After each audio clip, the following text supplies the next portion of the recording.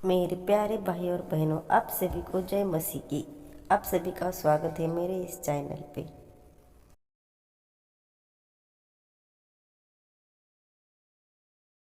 योहन अध्याय 6। इन बातों के बाद मसीह यीशु गलील अर्थात तिबेरियोस झील के उस पार चले गए। उनके द्वारा रोगियों को स्वास्थ्य दान के अद्भुत चिन्हों से प्रभावित एक बड़ी भीड़ उनके साथ हो ली। मसीह यीशु पर्वत पर जाकर वहां अपने शिष्यों के साथ बैठ गए। यहूदियों का फसह उत्सव पास था।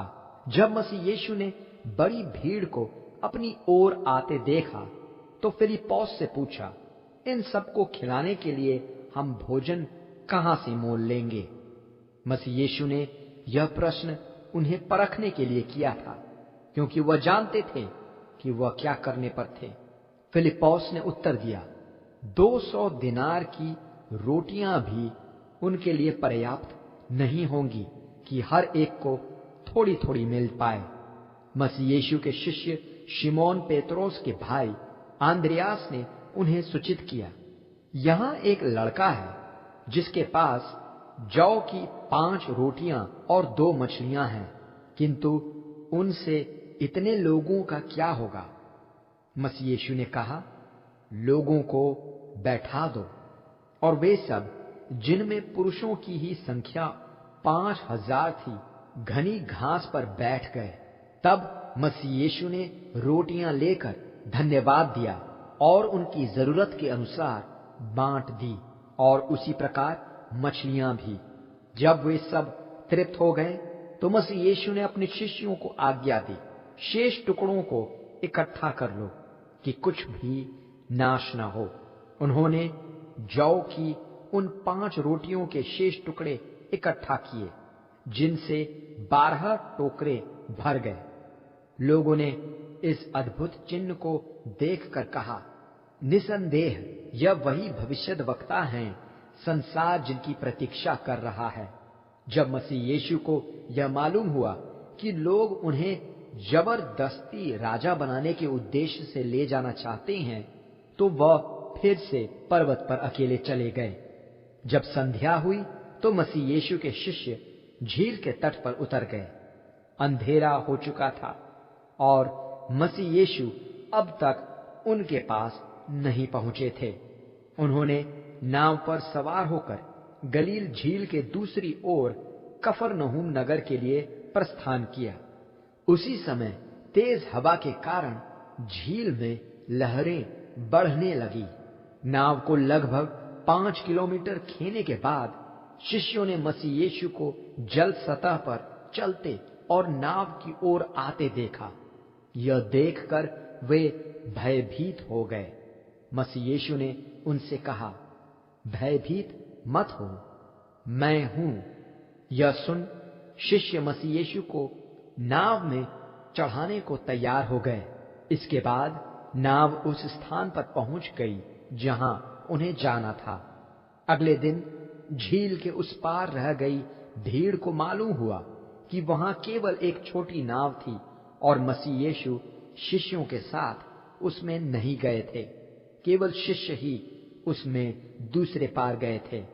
तब तिबेरियास नगर से अन्य नावें उस स्थान पर आई जहां प्रभु ने बड़ी भीड़ को भोजन कराया था। जब भीड़ ने देखा कि न तो मसीह यीशु वहां हैं और न ही उनके शिष्य, तो वे मसीह यीशु को खोजते हुए नावों द्वारा कफरनहूम नगर पहुंच गए। झील के इस पार मसीह यीशु को पाकर उन्होंने उनसे पूछा, रब्बी, आप यहां कब पहुंचे?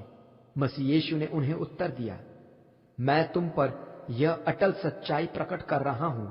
तुम मुझे इसलिए नहीं खोज रहे कि तुमने अद्भुत चिन्ह देखे हैं, परंतु इसलिए कि तुम रोटियां खाकर तृप्त हुए हो।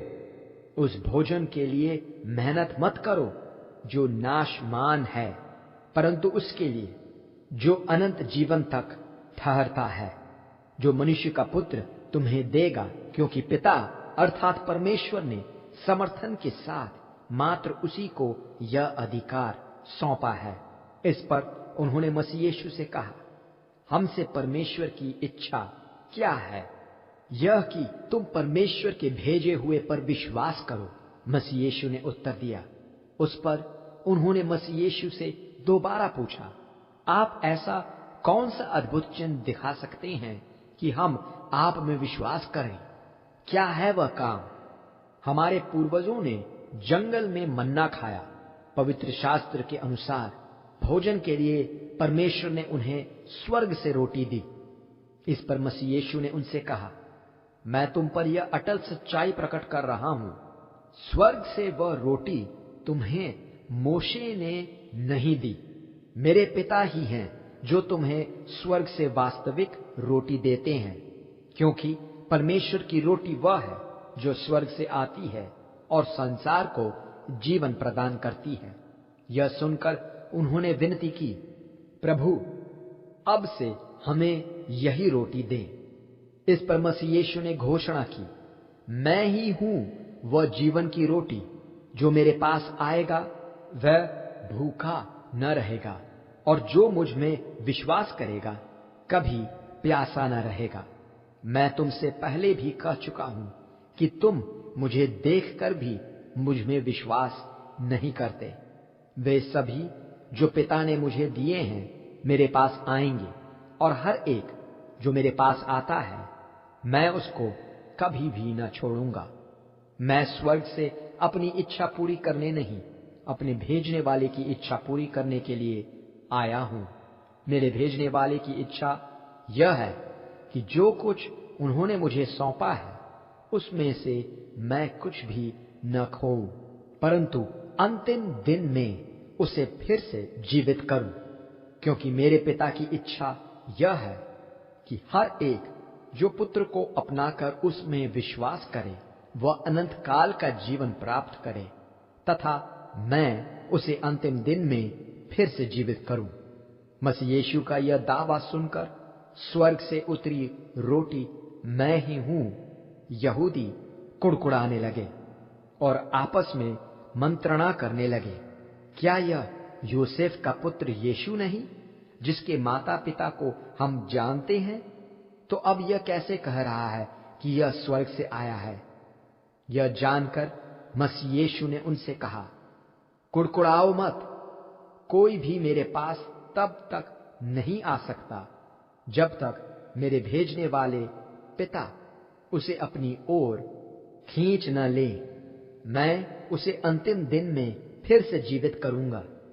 भविष्यद्वक्ताओं के अभिलेख में यह लिखा हुआ है, वे सब परमेश्वर द्वारा सिखाए हुए होंगे।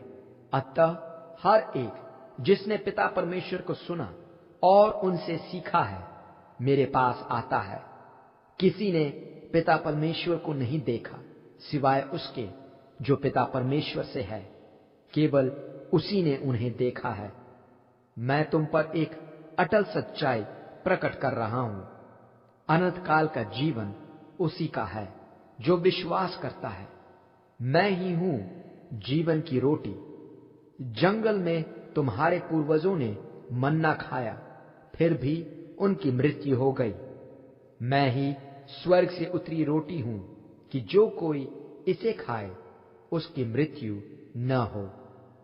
मैं ही स्वर्ग से उतरी जीवन की रोटी हूं। जो कोई ये रोटी खाता है वह हमेशा जीवित रहेगा। जो रोटी मैं दूंगा वह संसार के जीवन के लिए भेंट मेरा शरीर है। यह सुनकर यहूदी आपस में विवाद करने लगे, यह व्यक्ति कैसे हमें अपना शरीर खाने के लिए दे सकता है? मसीह यीशु ने उनसे कहा, मैं तुम पर यह अटल सच्चाई प्रकट कर रहा हूं, जब तक तुम मनुष्य के पुत्र का शरीर न खाओ और उसका लहू न पियो तुम में जीवन नहीं। अनंत काल का जीवन उसी का है जो मेरा शरीर खाता और मेरा लहू पीता है। अंतिम दिन मैं उसे फिर से जीवित करूंगा। मेरा शरीर ही वास्तविक भोजन और मेरा लहू ही वास्तविक पेय है।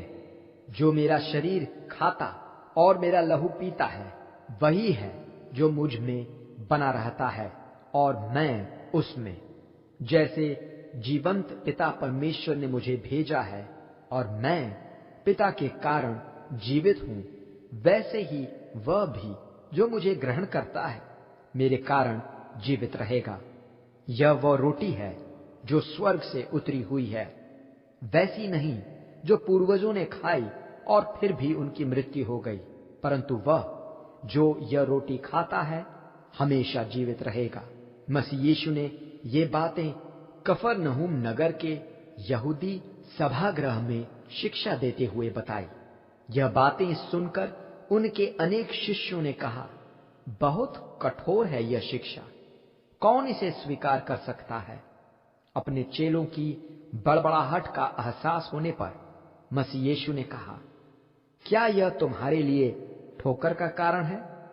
तुम तब क्या करोगे जब तुम मनुष्य के पुत्र को ऊपर स्वर्ग में जाते देखोगे, जहां वह पहले था?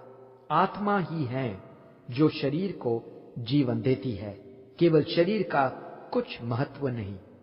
जो शब्द मैंने तुमसे कहे हैं वे आत्मा हैं और जीवन भी।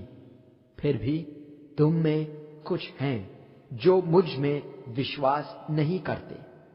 मसीह यीशु प्रारंभ से जानते थे कि कौन है जो उनमें विश्वास नहीं करेंगे और कौन है वह जो उनके साथ धोखा करेगा। तब मसीह यीशु ने आगे कहा, इसलिए मैंने तुमसे यह कहा कि कोई भी मेरे पास तब तक नहीं आ सकता जब तक पिता उसे मेरे पास न आने दे। इसके परिणाम स्वरूप मसीह यीशु के अनेक चेले पीछे हट गए और उनके पीछे चलना छोड़ दिया। यह देख मसीह यीशु ने अपने 12 शिष्यों से अभिमुख हो उनसे पूछा, कहीं तुम भी तो लौट जाना नहीं चाहते? शिमोन पेत्रोस ने उत्तर दिया, प्रभु, हम किसके पास जाएं? अनंत काल के जीवन की बातें तो आप ही के पास हैं। हमने विश्वास किया और जान लिया है कि आप ही परमेश्वर के पवित्र जन हैं। मसीह यीशु ने उनसे कहा, क्या स्वयं मैंने तुम 12 को नहीं चुना? यह होने पर भी तुम में से एक इब्लीस है। उनका इशारा शिमोन के पुत्र कारियोतवासी यहूदा की ओर था, क्योंकि उन 12 शिष्यों में से वही मसीह यीशु के साथ धोखा करने पर था।